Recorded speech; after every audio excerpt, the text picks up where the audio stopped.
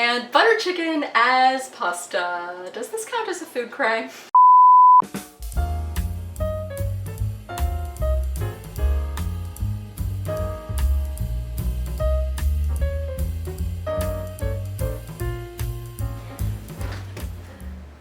Okay, day one of pasta month, and I'm having Brian Lakerstrom's creamy Tuscan chicken pasta? Creamy Tuscan chicken pasta, yeah. He did this recently in a rotisserie chicken compilation video, and it looked interesting, so I decided to make it. And I highly recommend you follow him if you don't already. Not like he needs my help. He's a much bigger channel than I am. Anyway, so I made this pasta by sauteing some onion and garlic in some leftover chicken fat, and I added some Calabrian chilies, and then some half and half, some chopped spinach, some artichoke hearts, and some dried tomatoes, and then some leftover cut up chicken, and then I added the rotini pasta as well as a nice big pat of butter and some Parmesan cheese, and then I finished it with some black pepper and more parm. And I'm gonna eat it now.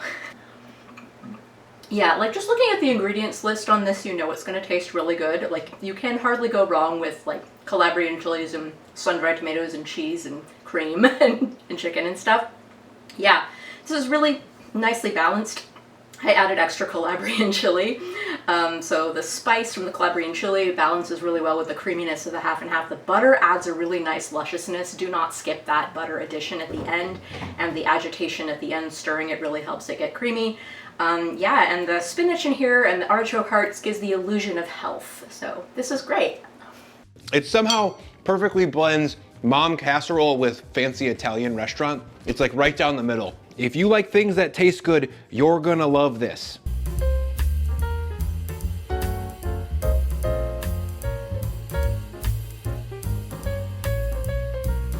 Okay, this is linguine frutti di mare, and I'm mispronouncing that. Fruit of the sea. It's a seafood pasta.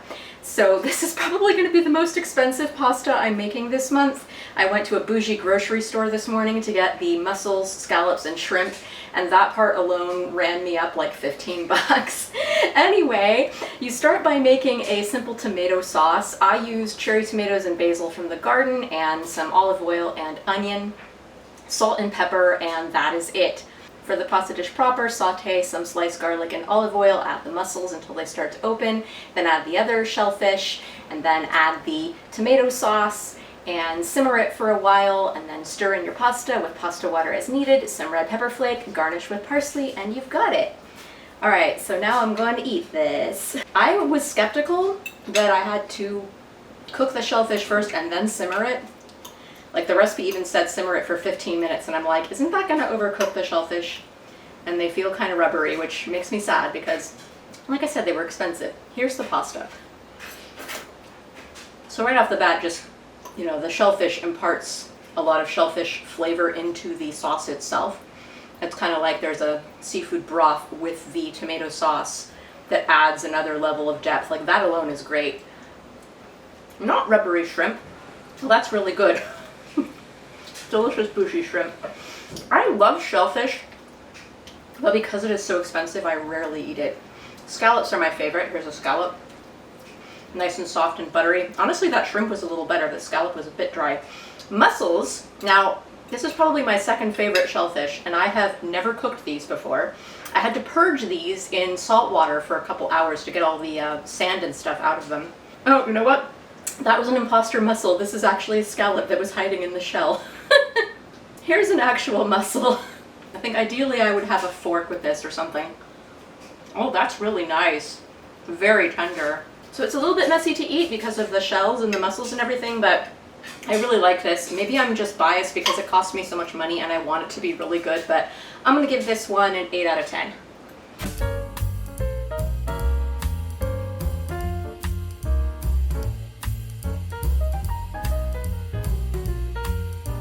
There's no microphone or anything.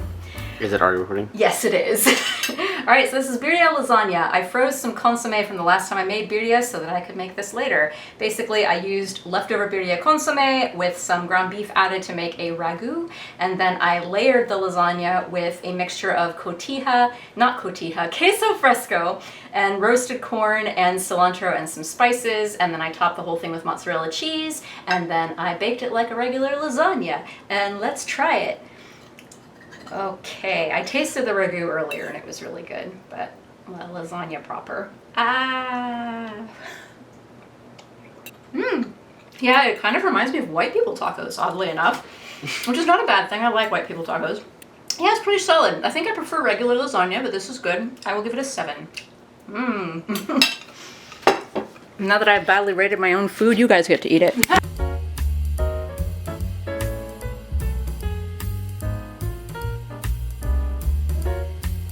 Alright, this is a romesco pasta salad, originally from Bon Appetit. Claire Saffitz did this many years ago, back when she was with them. But to walk you through how I made this, first to make the romesco sauce, there's many different kinds of romesco sauces. This one in particular starts with toasted hazelnuts, because we are in the Pacific Northwest where hazelnuts are good. I do hazelnuts, garlic, roasted red peppers. Actually, unfortunately, most of my peppers in this batch were orange. Nika, what are you doing? That's not a toy. That's a light. No, not a toy. Here, you can help Mommy to explain it. Okay, where was I? So yeah, hazelnuts, garlic, red peppers, red pepper flakes, and lemon juice, and olive oil, and some salt, and you puree that until it's a lovely sauce. And then you combine that sauce with some short pasta, homegrown cherry tomatoes in my case, homegrown basil in my case, I'm such a snob, cubed Parmesan cheese instead of grated. That's actually really important. That's one of our favorite components of this. And a breadcrumb mixture that is crusty bread ground into crumbs, and you saute that in a little olive oil and lemon zest and red pepper flake and salt. I think I covered everything in this salad. It's a few different components, but like once you have all the components made, it comes together real easy. And this is one of our favorite foods ever, seriously. I've had it many, many times. Yeah, and if it feels like I harshly judged the 3 pastas that preceded this, it's because I'm kind of holding them to this standard. This is a 10 out of 10 in my book. It's my favorite pasta salad. It's perfectly balanced. You have the sourness from the lemon and the heat from the red pepper flakes and the bitterness from the peppers and the basil and the richness from the olive oil, the nice crunch from the breadcrumbs, and then the hazelnuts round everything out nicely. And then these little cubes of Parmesan cheese are delightful little bursts of umami and smooth deliciousness. And then the bursts of fresh cherry tomato are also really good.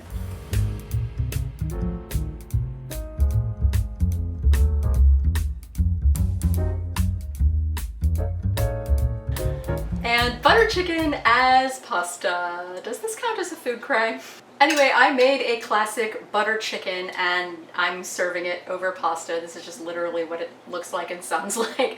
Basically, to make butter chicken, I marinated some chicken thighs in some lemon juice, Kashmiri chili powder, and salt. And then I marinated it again, adding some yogurt and a bunch of other spices. And then I soaked some raw cashews in hot water to soften them up while I sauteed some onions in butter. And then I pureed those 2 things in the blender with some canned tomatoes. And I really wish I had a Vitamix because it wasn't as smooth as it should have been. Meanwhile, in a skillet, I got some butter, obviously, and I sauteed cinnamon stick with some green cardamom and cloves. And then once those were fragrant, I added some ginger garlic paste and some green chili, and I sauteed those. And then I added the puree, but I wasn't supposed to, technically. I was supposed to add some spices, and I realized that as I was doing it, and I quickly sauteed the spices, the cumin, coriander, Kashmiri chili, and garam masala in the part of the skillet that did not have puree in it yet. Sauteed those in the butter, and then I combined everything and sauteed it with some water until it cooked down a bit. Meanwhile, I roasted in the oven the marinated chicken, added the chicken to the sauce, and cooked that for several minutes while the pasta cooked. And then at the end, I finished the sauce off with some butter, obviously, and some cream, and some kasuri methi, that's fenugreek leaves if you don't know. And yeah, it smells amazing, and I was tasting the curry as I was making it. But yeah, let's try it with pasta.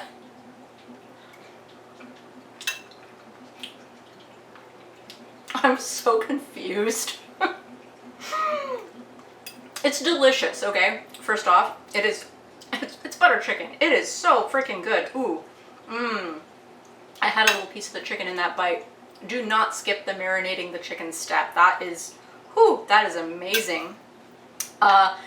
This butter chicken is really good. I can't wait. I'm gonna have the leftovers tomorrow with rice like you're supposed to. But you know, honestly, it's good with pasta. Like, I'd say if you can kind of overlook and get out of your mind that this is supposed to be like served with rice and stuff, like, honestly, it's delicious with pasta. Like, it's a tomato cream sauce over pasta. It's like pasta alla vodka with a bunch of extra spices. And yeah, it is delicious. I think, despite the fact that this is sacrilegious, I'm gonna give it a 10 out of 10 just because it is so delicious. If this were actual butter chicken with rice, it would be 11 out of 10. It is so good.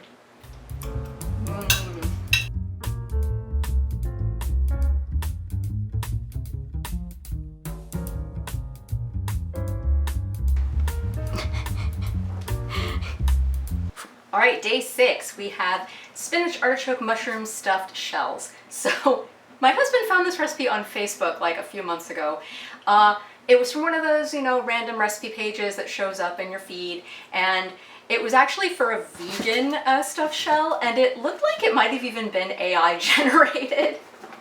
Great origin on this recipe, but it looked really interesting to him, so I copy pasted the recipe and saved it for later, and I decided that now was later. So these shells are stuffed with a mixture of mushrooms, which I sauteed even though the recipe did not call for that, spinach, which I blanched even though the recipe did not call for that, and vegan ricotta, which I replaced with cow's milk ricotta, marinated artichoke hearts, garlic powder, and onion powder. So this is obviously a recipe for people who don't know how to cook very well, and I'm here for it. It's easier, it saves some time. And it also called for nutritional yeast, which I replaced with Parmesan cheese. And then you cook some jumbo pasta shells, and you stuff them with the filling, and then you line a casserole dish with some marinara sauce and top it with marinara and more Parmesan cheese. Bake it with some foil for 20 minutes, and then remove the foil and bake for another 30 minutes until they're bubbly. And then I garnish with some fresh basil from the garden, and I'm serving a nice salad on the side to be healthier. These shells actually are pretty healthy. They are packed with veggies. Like, as far as a shells recipe goes, this is actually like pretty healthy. All right, let's try it. I suspected that this was going for like spinach artichoke dip vibes, and it is giving that a little bit, but the marinara takes it in another fresher, zingier direction. Like, spinach artichoke dip is very creamy. If you made like a bechamel sauce or something like that instead of marinara, you would give this recipe more spinach artichoke dip vibes. I really like it with the marinara though. I like that freshness. Also, confession, I put like twice the amount of ricotta that the recipe called for, partially because I didn't want to have a bunch of leftover ricotta to use up, but also because I thought it would make it taste a lot better. And I was right. Yeah, it's pretty nicely balanced. You have the cream from the ricotta and the zinginess and zestiness from the marinated artichoke hearts and the marinara sauce, and then the spinach and mushrooms. Like, the mushrooms add a nice earthiness, and the spinach and my cat just knocked over my light. Ugh. Filming with cats. Not supposed to. Good thing it's a cheap light and made of plastic. Anyway, I think I covered all the bases. This is a pretty solid recipe for one that we got randomly off Facebook and that might have been AI generated. Although I did change the recipe up quite a bit when I made it. I'm gonna give this, probably a 7 out of 10. I do think it could be improved upon a little bit, but it's dang good.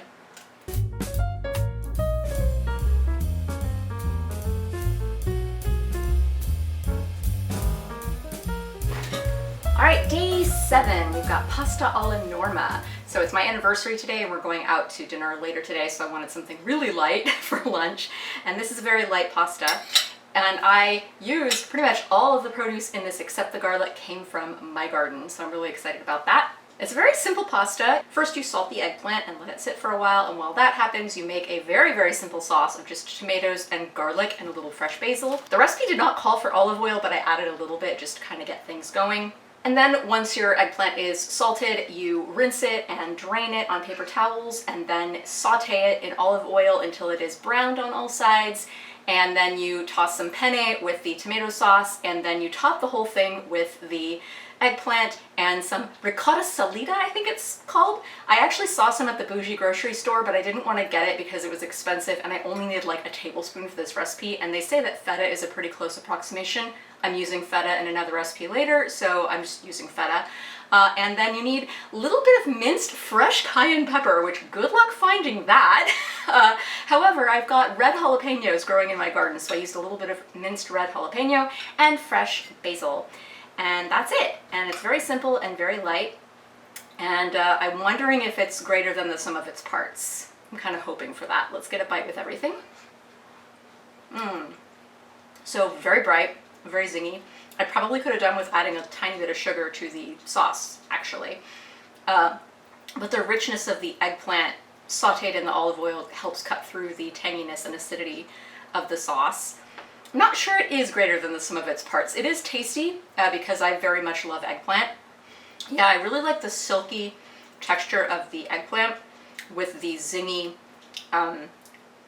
zestiness of the feta and the tomato sauce. I think those pair really super well together. I'm not really getting much from the fresh red pepper. I think just putting red pepper flakes in the sauce probably would have achieved a better result. Honestly, the eggplant is the best part. And it's really because I love eggplant, and I used extra eggplant than what the recipe called for. So yeah, if you love eggplant, and if you're vegan also, because if you just leave off the cheese, this is vegan, it's a pretty solid, simple, light pasta. God, I don't know. In this moment, it really is what I really wanted, and like I'm liking it more and more with each bite, especially the more eggplant I get. Dare I give this higher than a 7? I do dare. I'm gonna give this an 8 out of 10. It could just be because I'm really in the mood for it right now, but yeah, this is really hitting.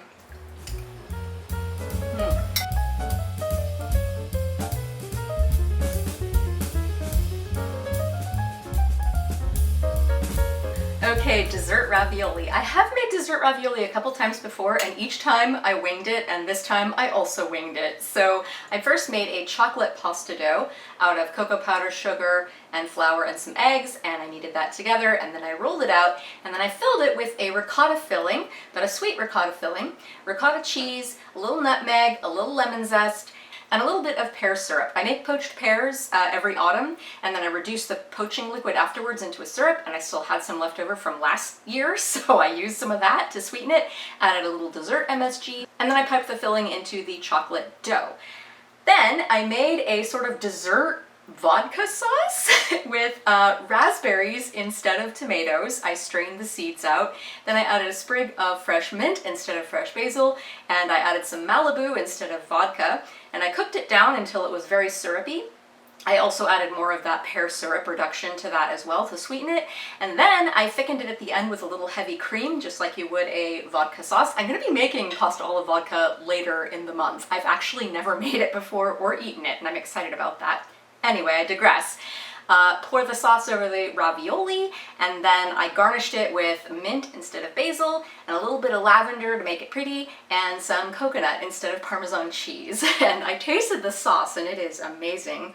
And I tasted the filling of the ravioli, and that was amazing, but this is my first time trying everything all together.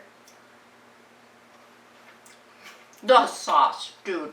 Yeah, I mean, I could just eat the sauce by itself, and it's very strong. Let me try to get ravioli with not very much sauce. I can taste the chocolate. The creamy ricotta filling goes really well with the tangy sauce.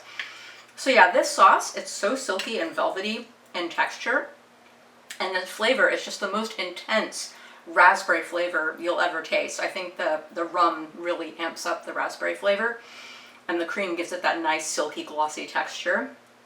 And then the ricotta filling is not very sweet. It's mostly just nice and creamy. And then the pasta has a nice chew to it. And it's very subtly chocolate. It's not very strong, which I like in this application. The garnishes aren't really providing that much flavor, but I do like smelling the lavender as I eat it. What to rate this? This is hard because like I usually wouldn't think to eat dessert pasta. It's more just the novelty of it. Like in all honesty, this flavor combination, I would much prefer like as a chocolate brownie with this raspberry sauce on top of it, or like a chocolate cake with the raspberry sauce on top of it, or I prefer it in some other form other than ravioli. It is Damn tasty though. So I'm gonna give it an 8 out of 10.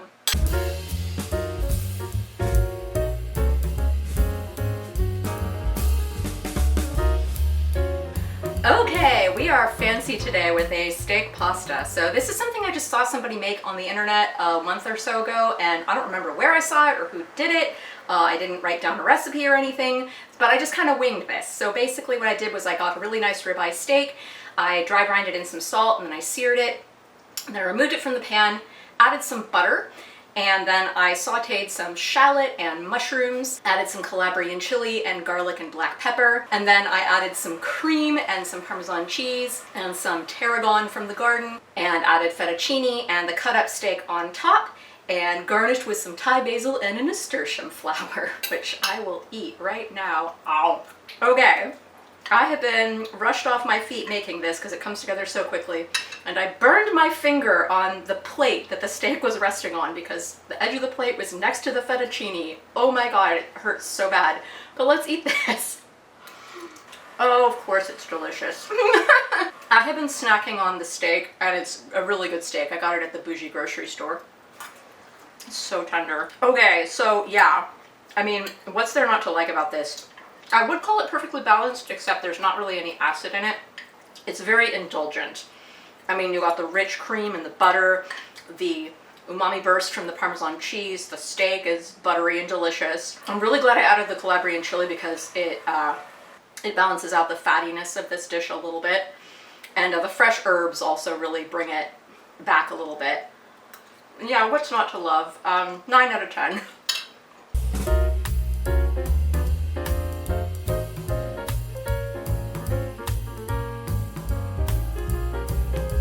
Before I talk about this pasta salad, I have to insert that I had a bonus pasta this morning of the leftover chocolate pasta dough from the ravioli that I made a couple days ago. I had saved that and I rolled it out into little pasta, little noodles, and I boiled that and I ate it with butter this morning. It was pretty tasty. I'm not including it in the official ranking though. Alright, we are on day 10 with a chimichurri pasta salad. This one is pretty straightforward if you know what chimichurri sauce is. But if you don't know what chimichurri sauce is, it is an herb sauce basically. It's similar to pesto if you know what that is. There's just no cheese in it really, that's the main difference. Now I'm gonna get a bunch of Argentinians screaming at me in the comments. Anyway, I combined some cilantro and some parsley, a lot of which was from my garden, oregano, all of which was from my garden, and red wine vinegar, shallot, garlic, red pepper flakes, black pepper, salt, olive oil.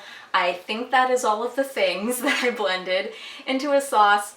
I know technically you're not supposed to use a food processor, but I'm lazy and it's easier, so food processor. And then I combined that with some bow tie pasta and some fresh cherry tomatoes from the garden and some cucumber and some cubed Parmesan cheese. And then I added some leftover steak. Some of this was leftover steak from our anniversary dinner a few days ago, and the rest of it was leftover steak from the steak pasta yesterday. And I already tasted the sauce and it's amazing, so now I'm gonna try the challenge of getting a bite with everything. And a bow tie. Okay. I love steak and chimichurri. And this really is a good way to revitalize leftover steak. Yeah, every time I have, so I'm not sick of pasta yet. This is the 10th day of the month. I'm a third of the way through now. But every time I have like a pasta that's creamier and doesn't have the brightness of tomato or something or vinegar, I often miss that. I do tend to prefer my pastas when they're brighter and not creamier. And this is really scratching that itch.